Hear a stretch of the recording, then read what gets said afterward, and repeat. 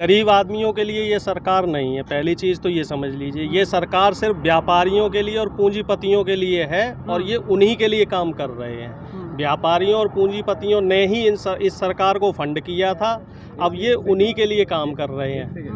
आप कैमरे की तरफ देखिए। ठीक है, इधर सारे कैमरे। ऐसा होता है ना जो बोलते हो, चलो तो पहली बात तो मैं ये समझनी पड़ेगी, अब 1 साल 2 साल नहीं 7 साल हो चुके हैं और अब भी अगर जनता ये गलतफहमी में रहती है कि जो इस समय मौजूदा सरकार है, बीजेपी की सरकार, ये आम आदमी के लिए काम कर रही है, तो जनता की बहुत बड़ी बेवकूफ़ी है। आप पिछले 7 साल का डेटा उठा के देख लीजिए, कोई एक काम ऐसा बताएं जो इन्होंने आम जनमानस के लिए, किसी गरीब के लिए, मजदूर के लिए, किसान के लिए या मध्यम वर्ग के लिए किया हो। महंगाई की बात कर लें तो 2014 से अब तक महंगाई 200 से 300 गुनी बढ़ गई है। डीजल पेट्रोल के दामों की अगर हम बात करें तो पिछले 1 साल में डीजल और पेट्रोल की दाम, डीजल के दाम 60 रुपये थे पिछली साल और अब 100 के आसपास है। पेट्रोल के दाम 70 रुपये के आसपास थे और अब 100 से ऊपर है। लगभग 60 से 70% बढ़ चुकी है। तेल की बात करें, जैसे जो सरसों का तेल या रिफाइंड ऑयल की बात करें, इसकी कीमत 200 से 300% बढ़ चुकी है। और इसके अलावा दालों की बात की जाए, सब्जियों की बात करो और किराने के सामान की बात करो तो हर चीज़ की कीमत जो है 150 से 200 गुनी बढ़ चुकी है। तो सरकार पूरी तरीके से पूंजीपतियों के हाथ में पहुंच चुकी है और सरकार आम आदमी की नहीं सुन रही और ना ही सरकार आम आदमी की सुनेगी। अब इससे बड़े दुर्भाग्य की बात आप क्या देखोगे कि 200 दिन से ऊपर हो चुके हैं, लेकिन सरकार की जो मंशा है वो नहीं टिक रही है और वो किसानों के बारे में कोई बात ही करना नहीं पसंद कर रहे हैं। हाँ, किसानों पे अगर कोई कमेंट करना हो, कोई टिप्पणी करवानी हो तो मेन स्ट्रीम मीडिया में जाकर कुछ भी अनर्गल बयानबाजी ज़रूर करवा देते हैं। ठीक है, तो आप इस चीज़ को बिल्कुल अच्छे से समझ लीजिए कि इस सरकार को बदलना ही पड़ेगा। जैसे कि बंगाल की जनता जागरूक थी तो वहाँ उन्होंने बता दिया कि भाई बीजेपी के लिए यहाँ कुछ नहीं है। जो सरकार आम आदमी के लिए, गरीब के लिए, किसान के लिए, मजदूर के लिए काम करेगी तो हम उसे वोट देंगे। तो इसी तरीके से उत्तर प्रदेश की जनता को भी इस चीज़ को समझना पड़ेगा, क्योंकि उत्तर प्रदेश की जो आबादी है 70 से 80% मध्यम वर्गीय या निम्न वर्गीय आबादी है। तो इनको भी इस बात को समझना पड़ेगा कि हम बीजेपी को वोट ना दें। बीजेपी जब सत्ता में आई है, बीजेपी हमेशा महंगाई और भ्रष्टाचार को बीजेपी ने बढ़ाया है। अच्छा सर, विस्टा बन जाता है, लेकिन अगर वहीं पूछा जाए कि महंगाई क्यों बढ़ रही है तो वो बोल देते हैं सरकार के पास खजाने में पैसा नहीं है इसलिए टैक्स बढ़ा। विस्टा इसलिए बन रहा है क्योंकि मोदी जी का ये महत्वाकांक्षी प्रोजेक्ट है। पीएम केयर फंड में पैसा आया और 20 लाख करोड़ जो रुपया आया वो इन्होंने सब पैसा व्यापारियों को बांट दिया। विस्टा के लिए इनके पास पैसा है, लगभग 17-18 हज़ार करोड़ रुपए की कीमत में विस्टा बन रहा है। लेकिन और कोरोना की दूसरी लहर में गरीबों को, जो सरकारी अस्पतालों में जो गरीब मर रहे थे, उनके लिए इनके पास दवाएं नहीं थी, उनके लिए इनके पास ऑक्सीजन नहीं थी, उनके लिए इनके पास बेड नहीं थे। गरीब सिर्फ इसलिए मर गया कि उसे टाइम से ऑक्सीजन नहीं मिली, उसे टाइम से दवाएं नहीं मिली। और दवाओं की कालाबाजारी और इसकी जो ऑक्सीजन वगैरह थी, इनकी कालाबाजारी कौन करता पकड़ा गया? इनके बीजेपी के नेता पकड़े गए। तो सरकार खुद कालाबाजारी और भ्रष्टाचार में पूरी तरीके से लिप्त है। अगर सरकार या सरकार के लोग या मोदी जी के अंदर जरा सी भी नैतिकता होती तो विस्टा प्रोजेक्ट को रोक दिया जाता। जबकि पिछले साल कांग्रेस के साथ साथ जितने भी विपक्षी दल थे, इन सभी विपक्षी दलों, योगी जी ने जैसे ही ये पता चला भ्रष्टाचार हो रहा है, दवाइयों की हेराफेरी हो रही है, तो योगी जी ने कानून नियम निकाल दिया था कि अगर किसी के पास ऐसी चीज मिलती है जो 2 नंबर से दवाई हुई है तो उसकी संपत्ति जब्त कर ली जाएगी। तो संपत्ति जब्त क्यों नहीं की गई? बीजेपी के नेता, कानपुर में कई नेता पकड़े गए हैं जो रेमडेसिविर दवाई की कालाबाजारी कर रहे हैं। गाजियाबाद में कई नेता पकड़े गए हैं। और तो और छोड़ दो, गौतम गंभीर का जो एनजीओ वो पकड़ा गया है फेविफ्लू दवा की कालाबाजारी करते हुए। इनको क्यों नहीं पकड़ा? आपके जो यूथ बीजेपी का जो अध्यक्ष है तेजस्वी सूर्या, वो पकड़ा गया है। तो इनके ऊपर क्यों कार्रवाई नहीं कर रहे हैं? हाँ, अगर कोई विपक्ष का नेता इसमें फंसा होता या कोई आम आदमी फंसा होता तो इसको ये लोग रगड़ देते। ये खुद भ्रष्टाचार में लिप्त है, इनकी एडी से लेके चोटी तक सब पूरी भ्रष्टाचार में रमी हुई है।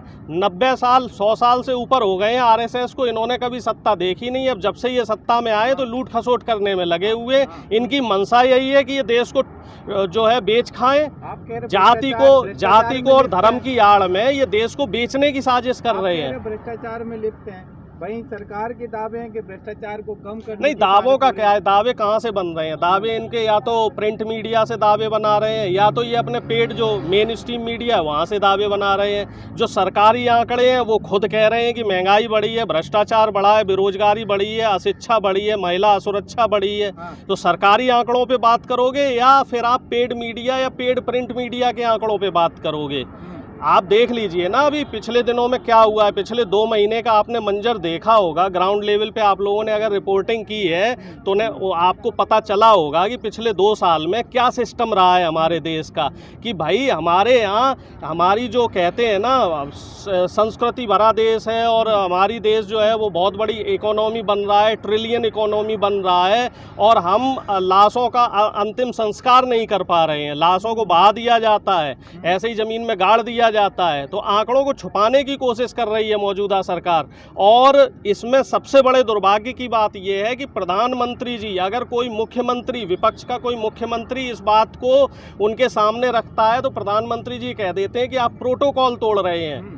अभी आपने देखा होगा ना, हेमंत सोरेन ने भी कुछ बात की थी, जो झारखंड के मुख्यमंत्री साहब हैं, तो प्रधानमंत्री जी क्या बोल रहे हैं कि साहब आप प्रोटोकॉल तोड़ रहे हैं। अप्रैल महीने की बात है, प्रधानमंत्री जी व्यस्त थे बंगाल चुनाव में, और उद्धव ठाकरे इनसे बात करना चाह रहे थे। पीएमओ से इन्होंने कई बार फ़ोन किया कि हमें ऑक्सीजन चाहिए, हमें दवाएँ चाहिए, लेकिन पीएमओ से ये जवाब मिलता है कि मोदी जी 29 अप्रैल को फ्री होंगे, जब बंगाल का आखिरी फेज का चुनाव प्रचार थम जाएगा, उसके बाद प्रधानमंत्री जी बात करेंगे। पूरे दुनिया का हर मीडिया, चाहे बड़े से बड़ा कोई भी मीडिया हो, ऑस्ट्रेलियन मीडिया हो, अमेरिकन मीडिया हो, यूके का मीडिया हो, हर मीडिया ने इनकी खुली तौर पे निंदा की है कि लाशों के ऊपर शासन कर रहे हैं। ठीक है, और हमारे प्रधानमंत्री जी और हमारे यहाँ की जो मेन स्ट्रीम मीडिया है, हमारे यहाँ की जो प्रिंट मीडिया है, वो प्रधानमंत्री जी की झूठी तारीफ करते हुए नहीं थक रही है। अभी एक पत्रकार ऐसा है मंजुल, उसको सिर्फ इसलिए नौकरी से निकाल दिया गया क्योंकि उसने एक प्रधानमंत्री जी का कार्टून ट्विटर पे वायरल कर दिया था कि प्रधानमंत्री जी जब कोरोना की सेकेंड वेव चल रही तो प्रधानमंत्री जी गायब थे, जब वो वेव ख़त्म हो गई तो प्रधानमंत्री जी जादुई तरीके से टीवी पे प्रकट हो गए। उसको सिर्फ इसलिए जॉब से निकाल दिया गया। तो आप समझ लीजिए, अब आप लोग भी तैयार रहिए, क्योंकि आप लोगों के भी ऊपर ये लोग सरकारी दबाव बनाना चाह रहे हैं, आप लोगों के भी ऊपर ये एक्ट लगाएंगे। तो आप लोग भी सचेत रहें, क्योंकि जो आवाज़ उठाएगा उसकी आवाज़ को कुचल दिया जाएगा। ये तानाशाही सरकार है। किसानों को राहत की बात होती है, वहीं डीजल जो किसान सबसे ज़्यादा इस्तेमाल करता है, खेतों हो, ट्रैक्टर हो, कुछ भी हो, उसने भी शतक लगा लिया है। तो सरकार चाहती नहीं है कि किसान जिए। सरकार तो ये चाह रही है किसान, आम आदमी, मजदूर ये तो मर जाएं, भूखों मर जाएं। ये तो पुरानी 500 साल 1000 साल पुरानी व्यवस्था लाना चाह रहे हैं, मध्यम वर्ग को ख़त्म करना चाह रहे हैं। इनका अगर हिसाब चले तो देश में 2 तरह के लोग रहेंगे, एक शासन करने वाले जो व्यापारी लोग हैं, बड़े बड़े लोग हैं, और दूसरे गरीब लोग जो बदुआ मजदूरी करें। ना तो ये किसी के पास ज़मीन छोड़ेंगे, ना किसी के पास रोज़गार छोड़ेंगे, और ना किसी के घर में इतना रुपया छोड़ेंगे कि कोई आदमी अपने बच्चों को पढ़ा ले, अच्छी शिक्षा दे ले। 2 वक्त की रोटी का भी ये सिस्टम ख़त्म कर देना चाह रहे हैं। इसी वजह से ये महंगाई और भ्रष्टाचार को बढ़ाने में लगे हुए। शिक्षा का जो स्तर है, पिछले 7 साल में शिक्षा का स्तर आप देख लीजिए न्यूनतम स्तर पे है। 7 साल पहले तक हमारे देश का जो सबसे प्रतिष्ठित संस्थान बोला जाता है IIT, इसके 2-3 लगभग 12-13 IIT हैं, इसमें से 2-3 IIT दुनिया के टॉप 200 यूनिवर्सिटीज़ में काउंट हुआ करते थे। लेकिन आज की डेट में आप देख लीजिए, टॉप 200 एजुकेशनल इंस्टीट्यूट में हमारे देश का एक भी संस्थान नहीं है, और ये हमारे लिए बहुत दुर्भाग्य की बात है। शिक्षा के स्तर पे अगर हम जाएंगे तो शिक्षा का स्तर बिल्कुल गिर चुका है। हमारे यहाँ से तो अच्छी शिक्षा आपको पाकिस्तान, नेपाल और श्रीलंका जैसे देशों में देखने को मिल जाएगी।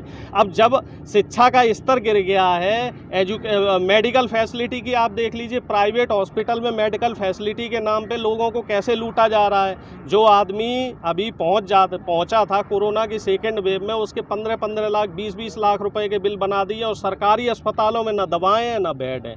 तो इन चीज़ों की तरफ सरकार ध्यान नहीं दे रही है। सरकार सिर्फ व्यापारियों के जेबें भरने की तरफ ध्यान दे रही है, सरकार कालाबाजारी की तरफ ध्यान दे रही है और सरकार भ्रष्टाचार